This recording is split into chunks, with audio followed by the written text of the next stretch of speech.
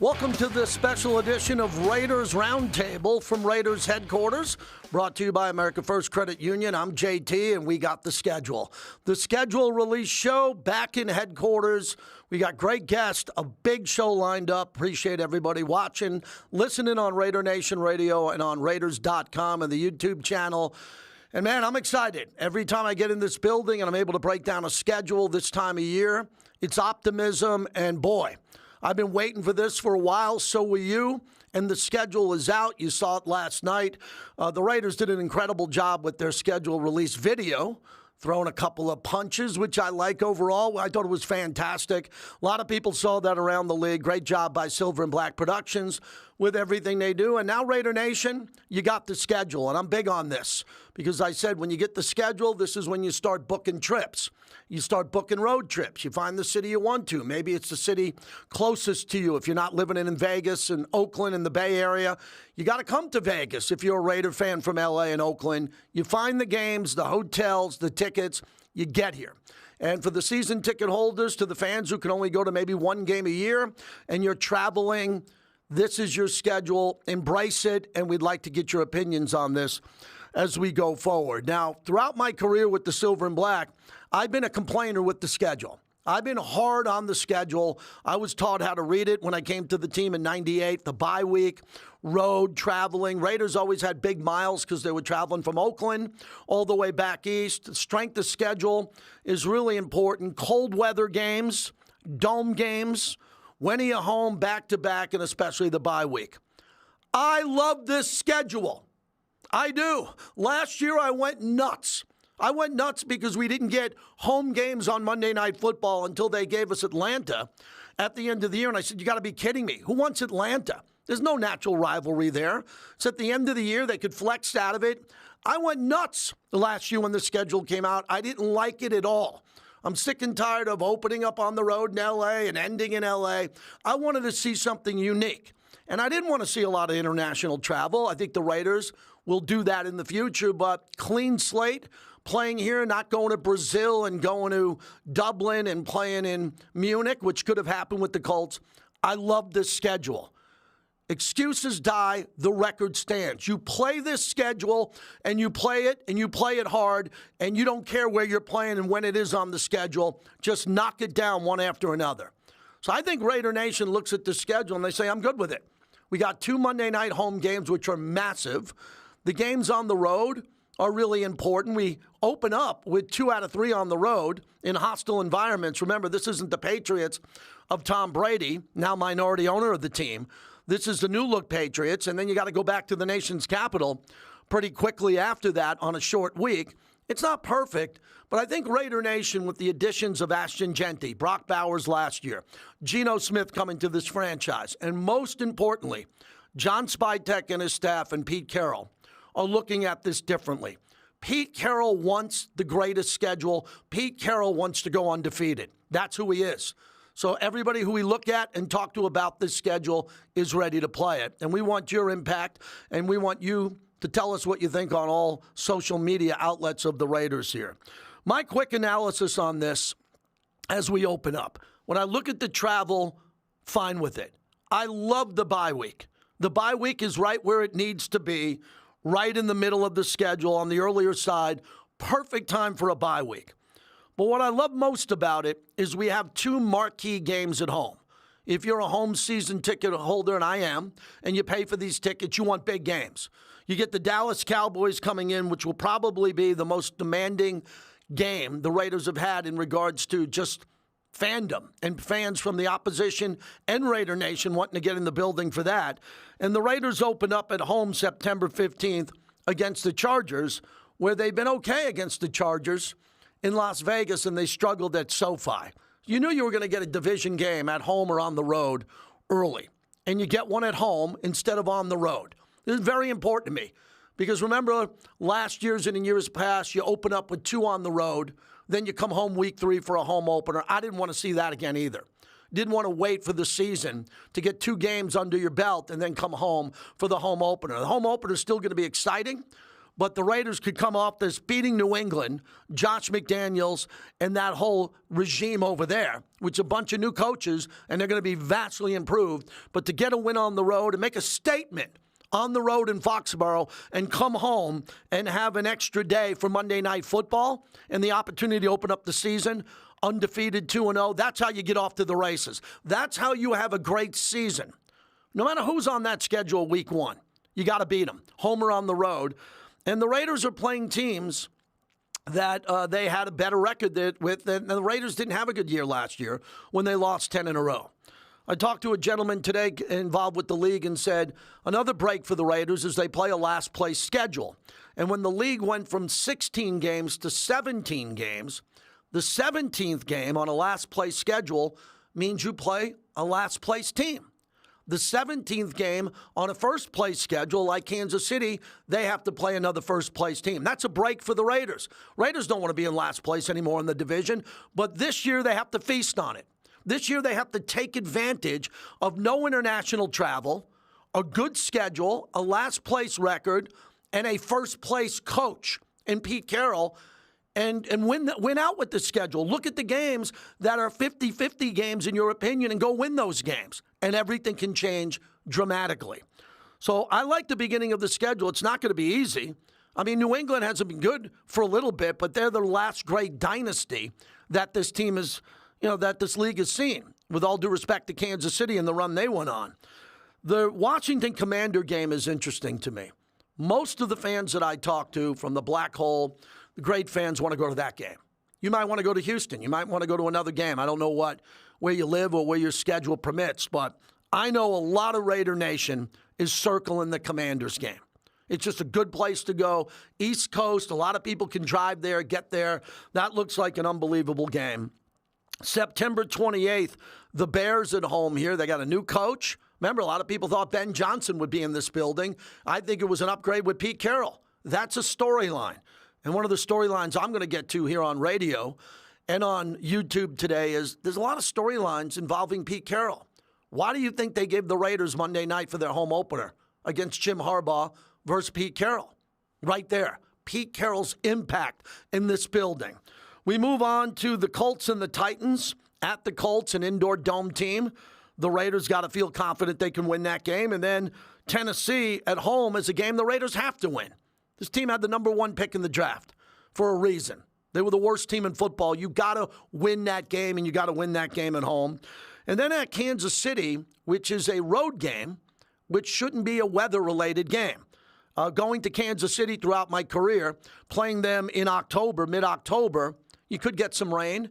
You might get some wind, but you're not going to get snow, and that's not going to be a crazy game. Love the bye week. I don't think anybody has a problem with the bye week. Everybody good with that? Right after that, before Halloween, until the Raiders come home and take on the Jaguars, another team that struggled. Travis Hunter, their new name. And then on a short week from November 2nd at home, on a quick short week into Denver to take on the Broncos November 6th, Thursday night. Probably shouldn't snow. You never know, but that's another cold weather game. Better to get that game in November than late December. Then the Raiders get the Cowboys November 17th. Wow. I mean, the Jones family and the Davis family are deeply connected. From when Mr. Davis was alive, giving Jerry Jones the help he needed to be an owner, and then Jerry Jones, and he really cares a lot about Mrs. Davis and Mark Davis, and had a lot to do with Las Vegas. That's a monumental game. Monumental game, and believe me, the Cowboy fans are going to want your tickets. Hold on to your tickets because the Cowboy fans are everywhere, and they're going to come into Vegas. Cleveland at home, one of those last-place teams, one of those teams you get them at home instead of on the road. They got to win that game. And then at the Chargers, November 30th, which to me is, that this team's 1-6. 1-6 at SoFi. All right, that's got to come to an end. Okay, got to go into SoFi and got to go win that game. Then we move on to Denver. Denver comes in December 7th. This December schedule is not easy. Remember, December and the Denver Broncos. The Broncos swept the Raiders last year after we beat them 8 in a row. Then the world champion Eagles, easily the toughest game on the schedule on paper. December 14th in Philadelphia on Fox. Then at Houston, a team that seems to be in the playoffs almost every year. And then the big blue wrecking crew, the Giants come in. We don't know what the Giants will look like. at that point in time. The Giants have the toughest schedule in football. By that game, they could be done. And you would hope that the Raiders would be in contention. That's a home game. And then the final game of the year, Kansas City. As I said yesterday on social media, that's going to be an interesting game. If the Raiders, and we hope they're in it, which they should, that game could mean everything. It could mean a lot. You know Kansas City's going to be in it, period. I'm not going to sit here and drag Kansas City and act like they're not going to make the playoffs and they're not the team to beat. So that's the schedule. I love it. I don't like it. I've been known to complain. I'm not complaining about this one. Go win the games on the schedule as I bring in the great Lincoln Kennedy, the legendary offensive lineman and also part of our broadcast team. All right, Link, you looked at it. I know you're going to tell me one at a time, because that's how you focused as a 3-time Pro Bowler. But what do you think, big picture?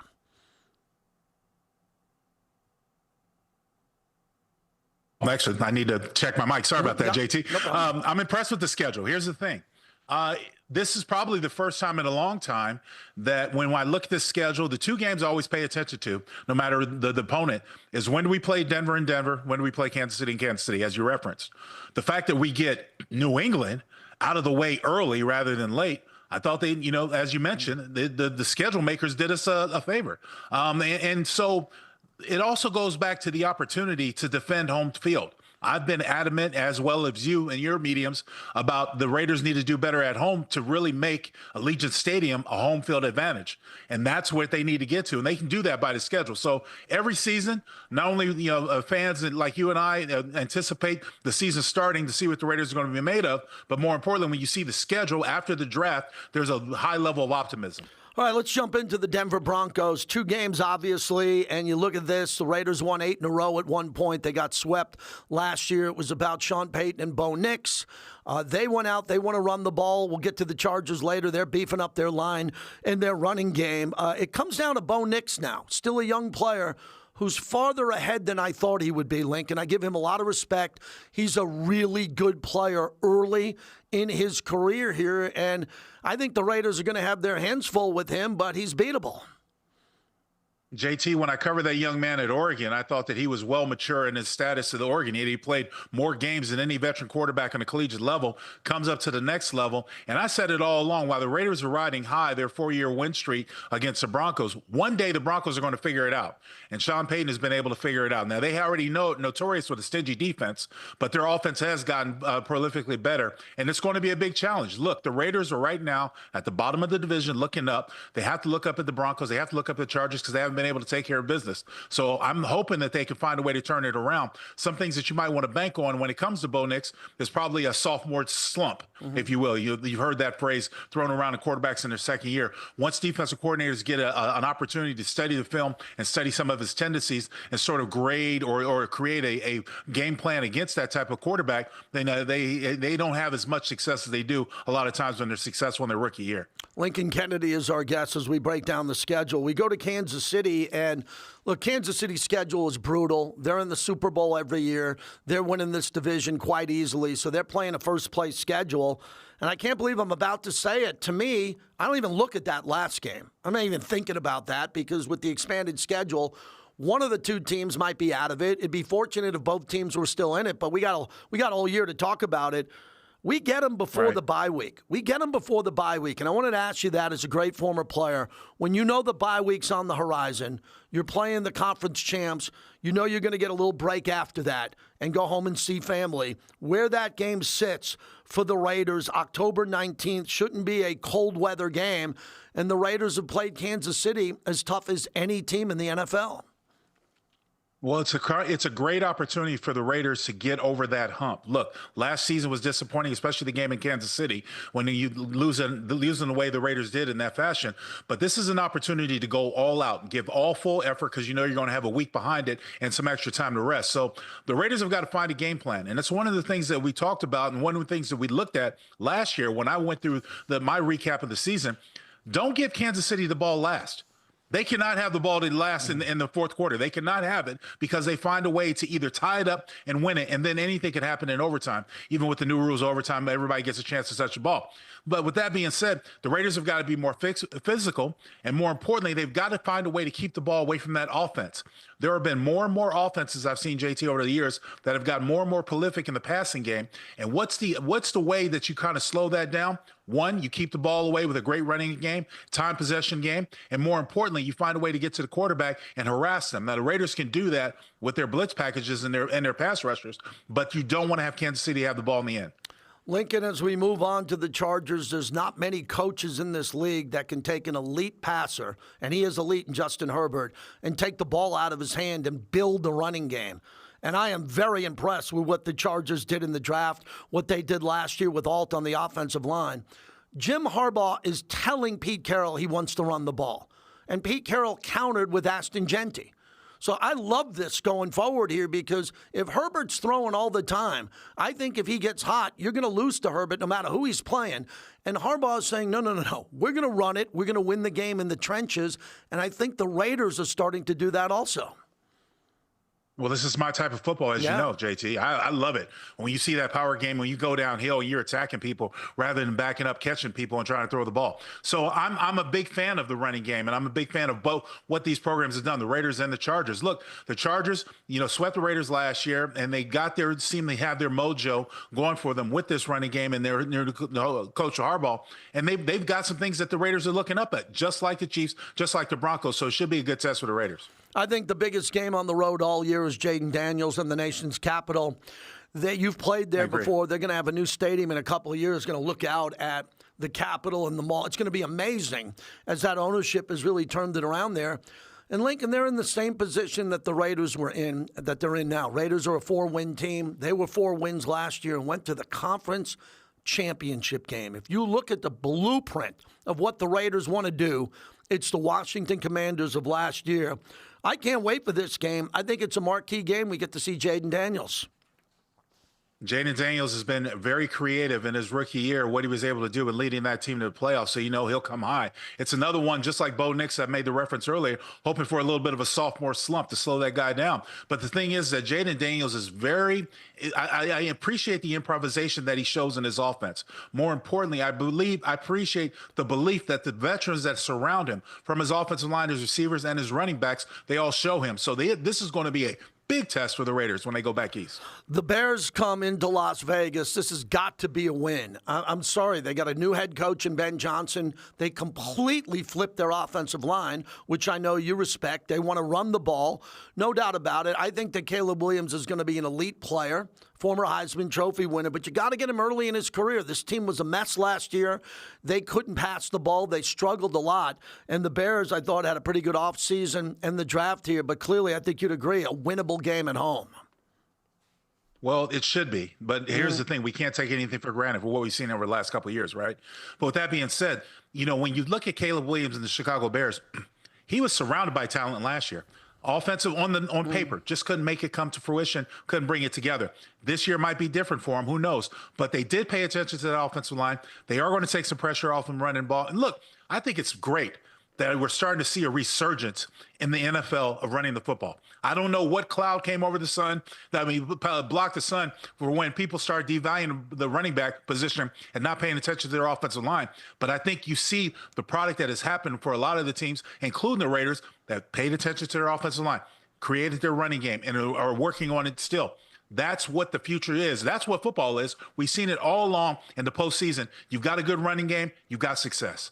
Lincoln, the Philadelphia game jumps out at me. This was the game I was wondering the most about when the schedule came out, because I thought a Sunday night game or some marquee game, Ashton Genty, Saquon Barkley, some storyline. We like storylines here. The Raiders having the ability to play anywhere with the history of the franchise. We don't get that on a Monday night game, but that's the really tough game. I mean, they're all tough. But to have to play in Philly in mid-December where it's going to be brutal. And fortunately, the Raiders only have one game like this, weather-related, on the entire schedule. Yeah, it's going to be a tough one going back to Philly. What I'm most concerned about is my Raider Nation fans that were like, I'm not going to Philadelphia. I've heard war stories about it. You know what that's about. So, the thing is that the Raiders have got a tough uphill schedule in the sense where you end with some good teams having to play Kansas City last to be announced. So they've got their work cut out for them. It's going to be interesting in December. Lincoln, coming up, we're going to have Jackson Powers Johnson join us, and the Raiders drafted a couple of offensive linemen decently high where they're going to make the team, and I know you wanted more depth there, and I just wonder your big picture on the O-line behind Ashton Genty. Raheem Mostert is a really good player. I mean, when is he going to get on the field if Ashton lives up to the hype? This is going to be a one- or two-headed monster. Zamir White obviously has a lot to prove. How excited are you with the new-look offensive line, the competition that will come about here heading into training camp? Well, the good thing is I don't have to manage the backfield. I just have to pay attention to how they play. So I'm taking off the hook for that. But with this offensive line, you know, when you mix young with veteran guys, and I know Jackson Powers is still a young guy, the thing is that you have to create continuity. You have to create consistency. So you can't foil around with the lineup as much. You don't really have a great opportunity in preseason. I don't know what Pete Carroll's philosophy is with preseason playing, but my thing is this, is that a lot of times the starters don't play. So it's hard to get into that rhythm when you have new guys just standing in for a game or so. With that being said, early and often, this offensive line has got to find a way to come together. I'll be interested in watching, paying attention to training camp and everything that leads up to the preseason games and to see how they're developed. More importantly, to see what type of strategy is developed for the run game, whether they do zone blocking, man blocking, those types of things. Double teams at the point. Do they run a lot of 12 personnel, which is 2 tight ends, when you have such great stars? There's only one ball. I remember when Rich Cannon told me that a long time ago. There's only one football. No matter your star power, you got to be able to navigate that, and that's going to be for Geno Smith. But for most being said, going back to your original question, this offensive line is key because everything, offensive success, wanes on them. Can they protect the passer when time to pass the ball? Can they open up holes when it's time to run the ball? Lincoln, finally, what I'm most excited about is the running game, because I didn't think when I heard Chip Kelly, I thought of old Chip Kelly, spread everybody out, motion, conditioning, how they're going to go deep, and what they're going to do. No, the running game with Pete Carroll, from Marshawn Lynch to the success in Seattle, what Chip Kelly did last year in Ohio State with 2 1,000-yard backs. I went back and watched a couple of those games just to see how he's calling these games. It's amazing. They play faster, with more of a purpose, and they run it with authority. And I know that the Raiders running back room now was just flipped, but there's some good players at the top here. And I believe when I look at this schedule, how are the Raiders going to win against the Eagles? How could they win against, say, the Commanders? They're going to have to play with the lead, and then Ashton is going to have to run the game out, whereas A.J. Cole won't have to punt on 3rd and 6. Ashton on 2nd and 8 can take it 18 yards and stay in bounds. So the clock runs. You got a head coach going, well, there's 3:18 left. I got my timeouts, but I got to burn them now. I got to start burning the first one because Ashton picked up a first down. And then Bowers caught a 6-yard in route, and he got it to 9 yards. It's 2nd and 1. Mostert picks up an easy first down, and you got coaches calling timeouts because the 2-minute warning's coming up. And the Raiders can end these games by running the ball out instead of jeopardizing it by putting it in the air. Look at your game time scenarios. Look at you. Look at narrating game time scenarios. You're the best at that, JT. Look, here's the thing. You know, since I first started watching Chip Kelly when he was at Oregon, one thing that I noticed about his offense is that he likes to spread people out, but he likes to use the full field because he believes in wearing down defenses. Didn't necessarily work for him in Philadelphia. And I think that's a little bit of a great coaching lesson for him. And he went back to college and sort of fine-tuned his craft. I think he's a phenomenal coach, don't get me wrong.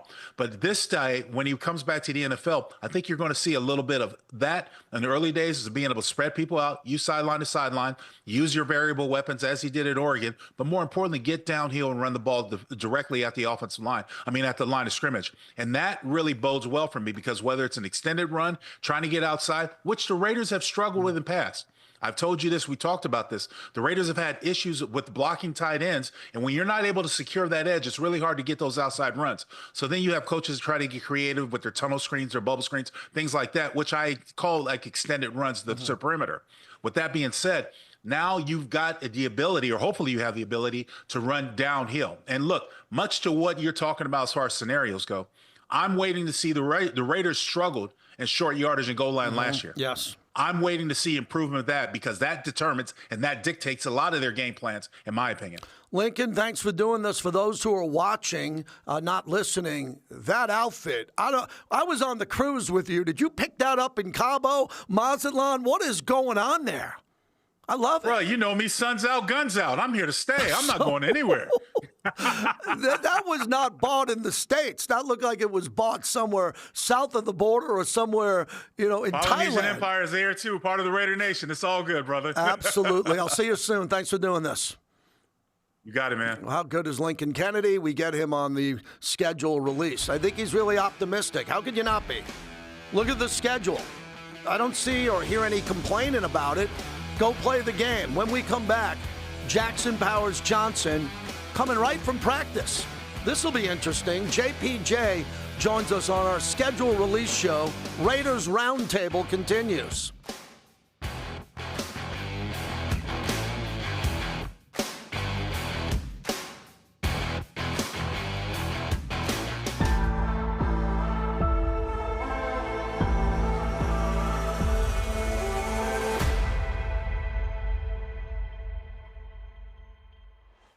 Yes, sir. What's Yes, good? sir. Yes, sir. Big man in the middle. Yes, sir. Jonah, how you doing, man? I'm doing good. How you doing? Good. Vegas native.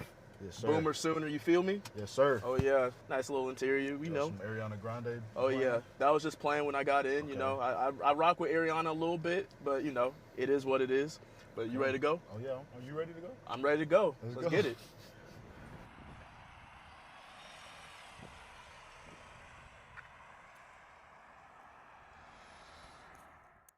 So first I got to ask you, you are a Las Vegas native. You're very familiar with the city. Yes, sir. Obviously, there's been a lot of growth in the city. I mean, it's always been a destination spot. But now, Vegas, you have the Raiders, you have the Aces, you getting Super Bowls, you getting WrestleManias, you getting all of it. How cool is it to see the city go through that growth with you being here? Now it's really cool to see like how far Vegas has come. I mean, Vegas as a whole, it's come a long way. We getting all these, we got the baseball team. Hopefully we're getting a basketball team. It's really cool to see, the different types of people they're bringing out here. F1, even though they tore up the freeway, not the freeway, the strip. They tore up the strip for that, but I mean, it's still cool though. How much pride do you take in being able to say, I play for the Las Vegas Raiders where I grew up, I'm a Centennial High guy, and now I'm here? Man, I take a lot of pride in it just because, I'm one of the guys from Vegas that didn't go to Gorman out of high school. I wasn't highly recruited coming out of high school. There wasn't really much buzz around my name, just, oh, he has potential, maybe. And so coming home, it's such a blessing, like being able to, just 30 minutes from my mom's house, go see my mom whenever I want to, or they come see me, because I take a lot of pride in being here, playing here for sure. Man, that's all I got for you, man. It's been a really nice ride. I hope I drove pretty smooth, no bumps and booze, no bumps or anything like that. So, Jonah, I appreciate you taking the time to talk to me today, man. I wish you the best on the second season. I know you're going to kill it, man. Appreciate you, man, for It's game day, the day we've been waiting for. And this is more than just a game. It's a passion, a lifestyle. Here at the Raider Image, you're part of our team. Whether you're in the stands or cheering from home, we've got your back. Feel the confidence, own the game. We are the Raider Image. Your game, your gear. Exclusively at the Raider Image. Las Vegas Raiders, this is JP Jackson Powers Johnson. Yeah, no, I can definitely help you out with that. Anything else? No? Just always remember, go Raiders. Jackson, what was that? Just working hard.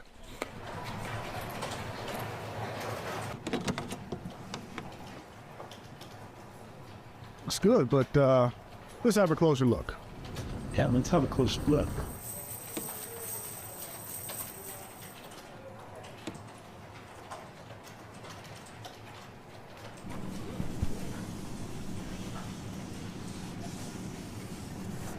What you think? Very good. Good. Yeah, looks good.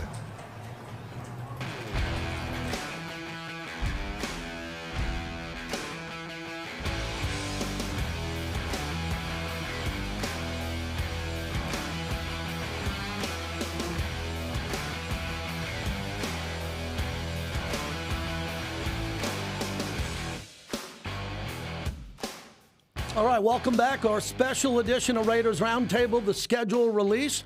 Jackson Powers Johnson, kind enough to join us after practice. I appreciate this. No, thank you. And I don't look pretty, but y'all don't pay me to look pretty, so just got off the practice field. Awesome. I want to get into practice and your new teammates, but the video, the schedule release, take me behind the scenes. How'd they approach you, bring you into that? It was outstanding. They just came up to me and said, hey, like, we need you to do this video. And I was like, yeah, sure, I'll do it. And then we ended up doing the video, and there was a couple of takes, and you see me kind of eating an apple, and that was not scripted. There was just an apple on the table, so I started eating it, and I guess it was the person's desk who I was sitting at. I felt so bad, but it was such a good apple. There you go. It was a fun thing. I wanted to thank you for what you're doing for Raider fans, because you seem to embrace the social media, the media, Silver and Black Productions, everything we're doing. Did you plan on doing that coming out of college, or was it just a better fit with the Raiders? I don't know. I've been doing it forever. I mean, I like being on camera. You know, I like interacting with fans because they're the reason what makes football so fun. I mean, you go out there and you play with no fans, like it's a library. You know, the intro video was getting me fired up because you know the fans are so great, and to be able to interact with them, to be a part of fun things like the schedule release or like Billy McDuffie and all that kind of fun stuff. It's fun to do, and it's fun to give back. Tell us about practice today, first off, and what's different this time with Pete Carroll, the new coaches, somewhat retained. How has it changed for you personally? It's just so much fun. I think that's the biggest thing. I wake up excited to get in the building, excited to go practice.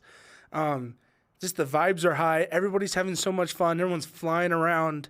Everyone's in better shape. I mean, it's a lot of fun. It's fast, and I think it's what pro football is, and I think everyone's getting a real taste of what this culture is going to be like. And if we keep doing what we're doing, not only we're going to win games, but we're going to have fun doing it. How has your off-season conditioning changed from Oregon all the way to your rookie year and now? I mean, it's so different. College, they own you. You know, you're there every single day. They say there's an off-season, but there's really not an off-season. You know, this time over, you know, I could take kind of personal responsibility for what I want to do, and I can really work on my body. And everybody in the building has been so great about, you know, helping me personally on things I need to get better about. Nutrition, you know, I've dropped almost 20 pounds.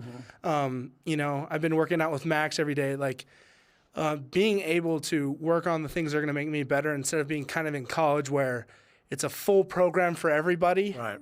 This is just more personal care and, you know, making me a better football player. When you saw the additions to the offensive line, it seems like we're looking at players like you who are versatile, who can play multiple positions in case of an injury.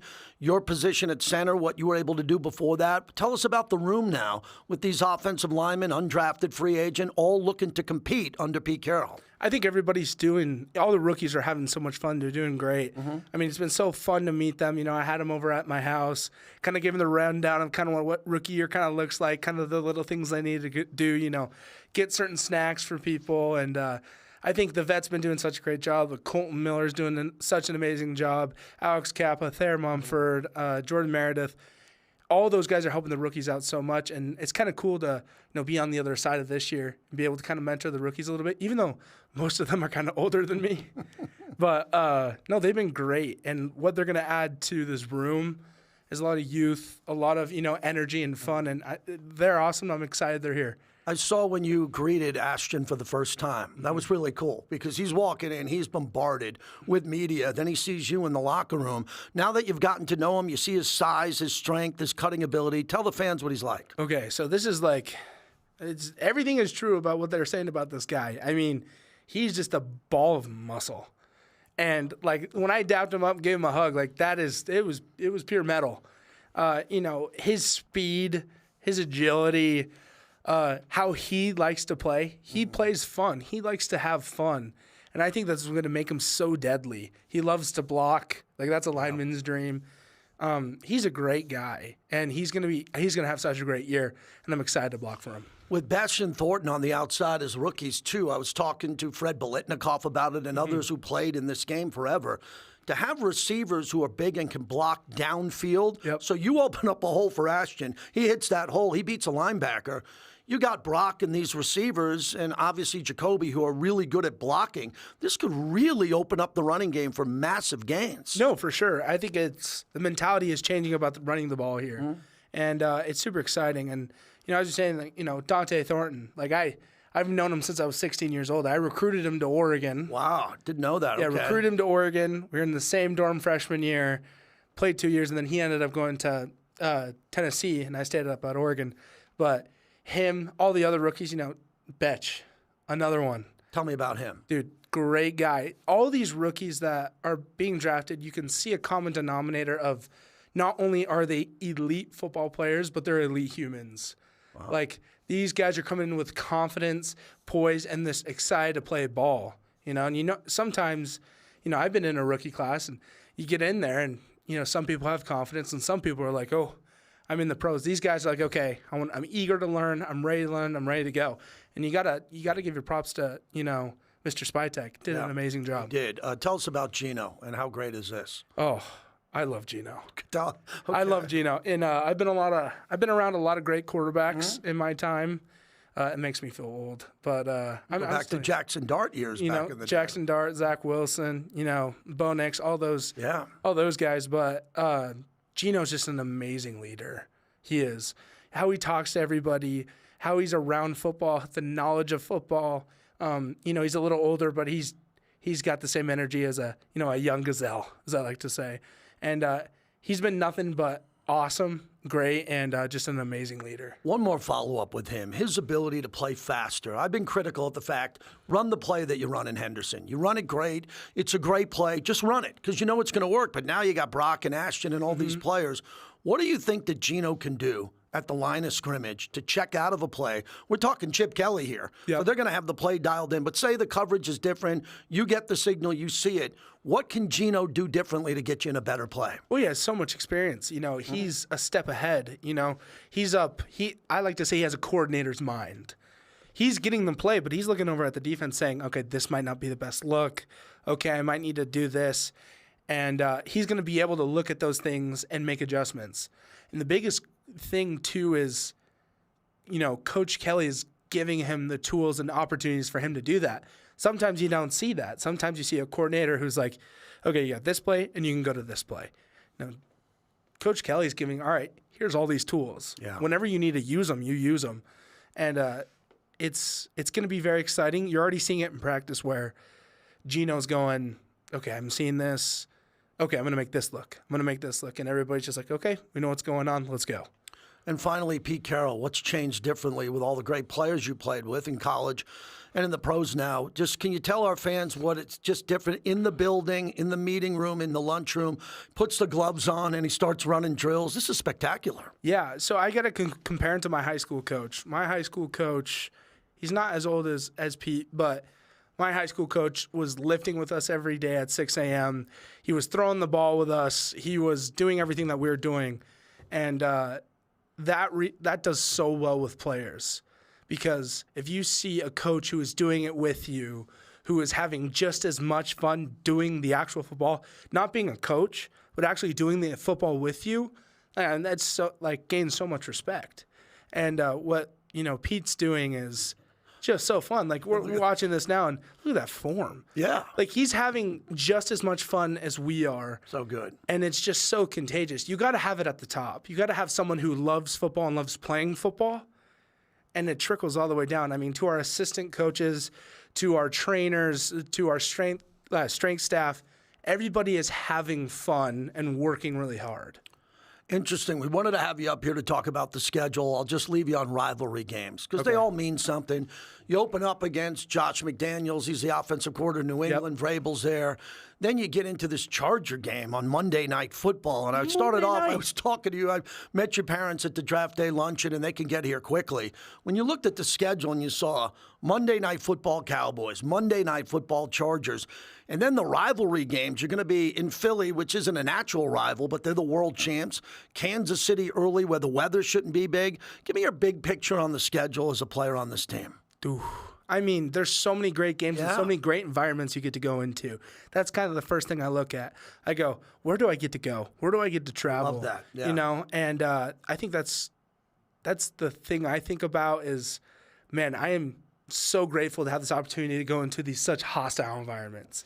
You know, it's going to be loud. It's going to be fun. I really hope it's cold and snowy. I'm a cold and snowy guy. I'm more of a polar bear. Yeah. But I see this and I go, okay, there's so many great opponents. There's so many great opportunities to test our mettle. I think no team has just played all really bad teams and had a great year. All the great teams have had to play such great people to get to the position to where they can win a championship.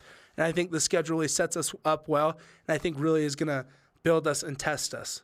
When you come out of the tunnel on the road and you see Raider Nation, and you've seen some big crowds already as a young player, we'll end with that. What is your message to this fan base who went through last year, are invigorated with this coaching staff, Gino, everything you talked about, and especially you? What are you excited about this fan base that leads you to believe that this is going to be a hell of a year? I think the excitement, every Raider fan I run into, every Raider fan that talks to my parents, to any of my family, the main thing is excitement.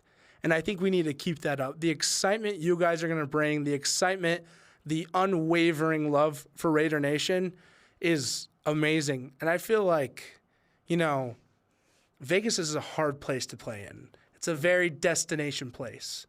So people will sell their tickets to other opposing fans, and sometimes a home game isn't a home game. Yeah.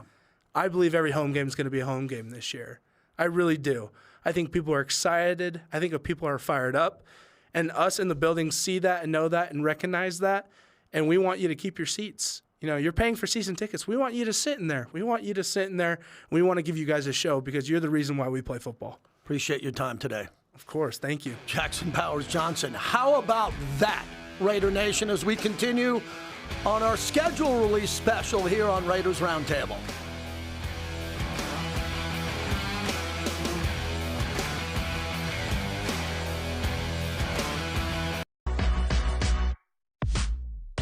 You've seen them poorly tackle or the run fit's not there. Maybe they don't see an opportunity to exploit that. Got it. I like that. Oh, look at Jetty go!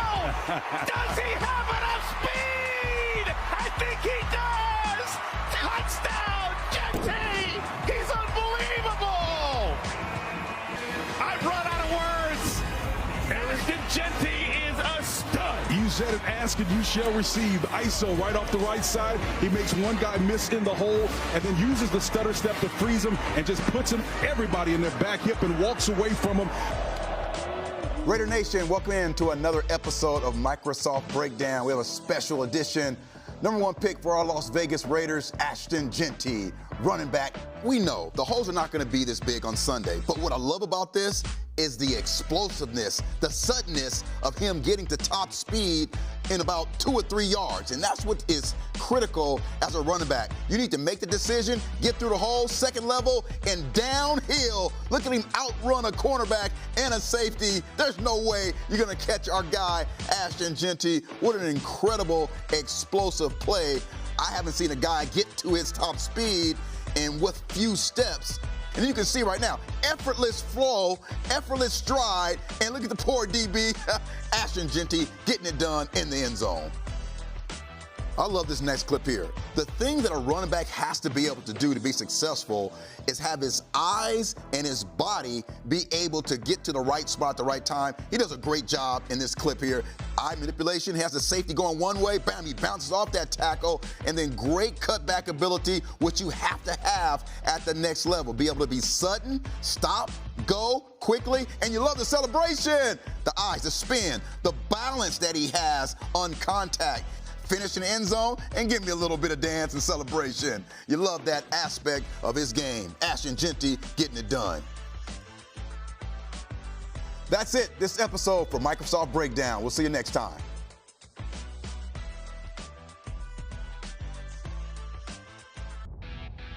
It's game day, the day we've been waiting for. And this is more than just a game. It's a passion, a lifestyle. Here at the Raider Image, you're part of our team. Whether you're in the stands or cheering from home, we've got your back. Feel the confidence, own the game.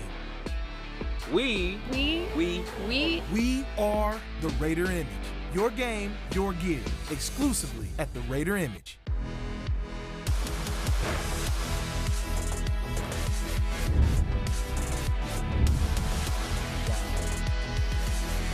I love it, man. Matter of fact, when I walked in the locker room, I thought I was going to start crying, man.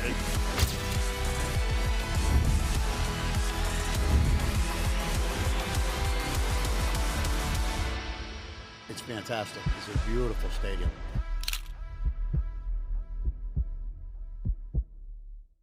All right, everyone. So the next stop on our tour will be our 3 Super Bowl trophies. The first 2 while we were in Oakland, and our third while we were the Los Angeles Raiders. Of the 3 teams that played in Los Angeles, how many have won a Super Bowl? 2 have. 1, not so much. Who wants to see the team room?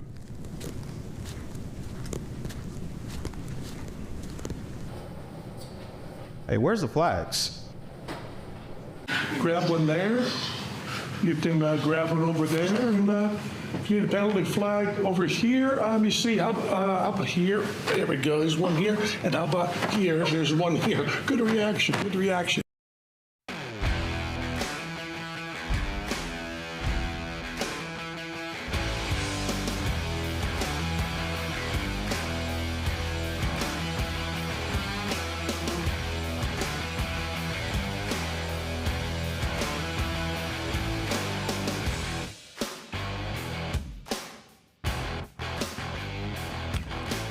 Head to Raiders.com today to see the Raiders' full schedule, game-by-game breakdowns, and top storylines for the 2025 season, as Levi Edwards has a lot to do with that, and he is kind enough to join us on Roundtable as we continue on. We got a lot of games to get to, Levi, but you wanted to comment first on this early stretch and something you saw. Most definitely. So Paul Gutierrez, our new columnist, now that we welcome to Raiders.com, he actually had a hot take in the story that he just published today, and it was that he believes that the Raiders could have a winning record going into the bye week when you look at this schedule. And I really do think that that's extremely feasible. You know, a little bit of a hot take, but, you know, it's provocative. It gets the people going. You know, you have Bears who struggled last year. You have the Colts who struggled last year, Titans. You know, these are teams that are still trying to, get over the hump. Obviously, you played the Chargers. We historically play the Chargers very well at Allegiant Stadium, and that's week 2, Monday Night Football. And then you also play Kansas City very well at Arrowhead. The last 3 years, we've been able to play them very close with one-possession games, even got a win on Christmas Day. Everybody remembers that. So really, when you look at those first 7 games, you feel very optimistic looking at that schedule. And then coming out of the bye, you have Jacksonville Jaguars, another team that the Raiders beat last year. So really, 5-3, maybe 4-4, it seems very feasible when you look at it. I think it's really important that you mention that, because if the Raiders want to win 9-10 games, be playoff eligible, you better believe they have to win those games. The first stretch of the season, as we look at this, if you're watching, if you're listening, we'll tell you, at New England, Chargers at home, at Washington, Bears, at Colts, Tennessee, and Kansas City, and Levi just added on after the bye week, Jacksonville. Raiders have to have a winning record there, because the rest of the season gets a little bit more difficult the second half of the year. And we'll begin with the Eagles. That's the toughest matchup. They're the Super Bowl champs. That's a cold weather game played on the road. Yeah, I'm not going to lie. This is probably going to be the most difficult game that you look on the schedule. Obviously, injuries are going to play a factor really late into the season. Still kind of, you don't know who's going to play in that game and who's not. But when you look at it on paper, it's the hardest game. It's going to be the cold weather game. Obviously, you have a game earlier in Denver in November. That's a little chilly. But this is going to be guys shoveling snow out their driveway to go to the game to go see the Eagles play. And it's an unruly territory. It's a great team. You have Saquon Barkley. You have Jalen Hurts, the defending Super Bowl champions. They don't really have a weakness. What you can bank on is the fact that Pete Carroll is 7-1 against the Eagles throughout his career, which is very interesting. In a lot of those games where I bet against, Andy Reid and some, some other guys. So I think that that's a really interesting fact. And also the last time the Eagles played the Raiders in 2021 in Allegiant Stadium, Max Crosby had a great game, and that defense looked really good, and they came out on top. And so, it's any given Sunday, but definitely will be a hard game. I'm excited about the Cowboys just because of being a Vegas resident, a season ticket holder. That's the game.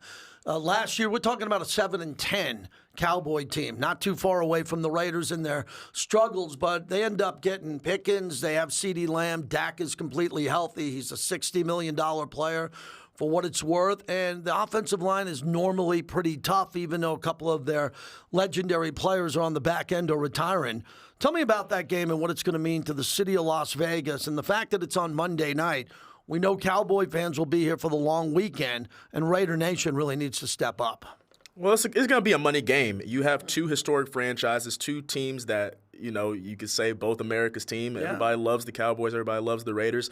Last time these two teams faced on Thanksgiving Day a few years ago, almost 39 million people tuned in on CBS. So obviously you have to put a game like this on Monday Night Football for everybody to see. When you look at the roster, the Cowboys, they aren't a bad team. They had a 7-10 record last year, but it's really because they had a lot of injuries and they had a lot of flux within the locker room. But you get a lot of those key pieces back. You have a really good draft. I really like what they did with Tyler Booker. You're really fortifying the front, especially considering that they had a Hall of Fame guard, Zach Martin, retire this offseason. You have to get that in the locker room. So that's going to be a tough game for the Raiders' defensive line. And then on top of that, their head coach, Brian Schottenheimer, he's a guy that's very familiar with Pete Carroll. That was Pete Carroll's offensive coordinator for 3 seasons in Seattle. So they're very familiar with each other. And he's going to bring a very fresh scheme. He's going to know kind of how to go at Pete Carroll, but also Pete Carroll knows him. So it's going to be a chess match for sure. No one wanted to beat the Raiders more than Marty Schottenheimer. Nobody. Oh, really? Nobody. Marty Schottenheimer wanted to beat the Raiders in San Diego back in the day and with Kansas City, and we know the connection there. I want to go to Cam Ward and what you expect from the Titans. You want to take a rookie quarterback who's going to play. A lot of other rookie quarterbacks like Jackson Dart, they'll sit behind Russell Wilson, but we're expecting him to play and work out the kinks early on in the schedule. Raiders got to get that one at home. Oh, for sure. And really, when you look at the Tennessee Titans, they're a team that they had a lot of weaknesses in a lot of places, and you kind of wondered what they were going to do with that number 1 pick. But, for anyone that's seen Raider games over the last few seasons, you know that the quarterback position is very important, and having a franchise guy that you can put there is going to set you up a long way if you have it. So they had to go and get Cam Ward, and I really love his story. He's a guy that had to really get out the mud, as the kids say. He had no scholarship offers except to Incarnate Ward in San Antonio, back in Texas where he's from. He rose the ranks and then led the nation in touchdowns by the time he was a senior at Miami to go number 1. So this is a 0-star guy that is your number 1 pick, and that's just a very impressive story just in general, just his motor and how determined he is to be great at the next level. And he's going to be a Rookie of the Year front runner with Ashton Jeanty. So you're going to have 2 premier guys that could be the future of this league going up against each other. But still, when you look at the Tennessee Titans and the weaknesses that they have, they're still trying to address a lot of things. And that's just a game that you have to have at home. Travis Hunter is with Jacksonville. They're on the Raiders schedule. If you're watching on a YouTube or Raiders.com, for our radio audience, that is Week 9. Travis Hunter goes there. I'll tell you, being at the Raider draft party when I was backstage with Geno and they moved up to number 2, I said, you got to be kidding me. This is not a quarterback. They went up to get Travis Hunter. He will be featured in Las Vegas. He will be all over the field. I expect him to play both ways, especially still at Week 9. What are the Raiders got to be concerned about in that home game? Well, the thing is that there's a lot to be concerned about, just in the sense that I think the offense is going to be a lot better than what we saw last year.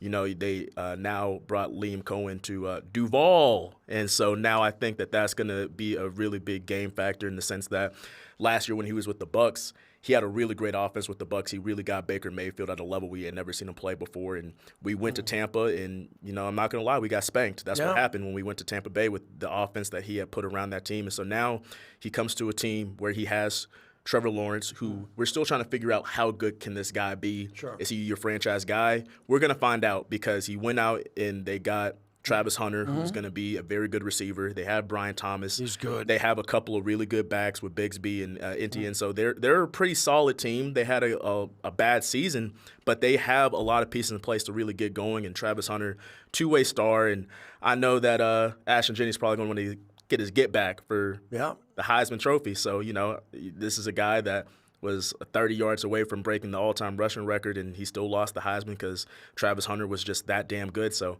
he's probably going to want to get a little clap back in Jacksonville. With about a minute to go, give me one big thing that Raider Nation should be celebrating with this schedule, that you just like about it. You're optimistic that this is the Pete Carroll, John Spytek turnaround.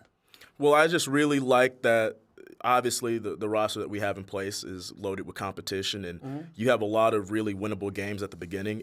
But we're really going to find out really the callous of this team towards the last stretch of the season. That's a really tough December.